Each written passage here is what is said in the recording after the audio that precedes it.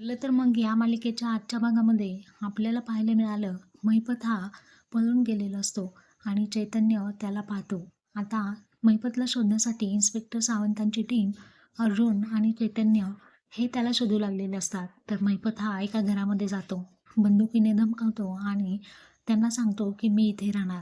नेमकं त्याच घरामध्ये आता अर्जुन आणि चैतन्य हे शोधत शोधत आलेले असतात. तुम्ही यांना पाहिलंत का?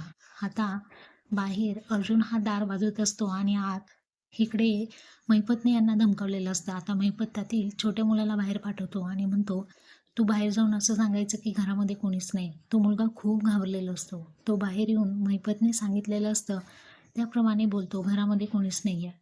अर्जुन म्हणतो, "हा मुलगा का इतका घाबरलाय? आणि घरात कोणी नाहीये तर महिलेचा पदर कसं काय दिसला मला? नक्कीच या घरामध्ये महिपत असणार आहे."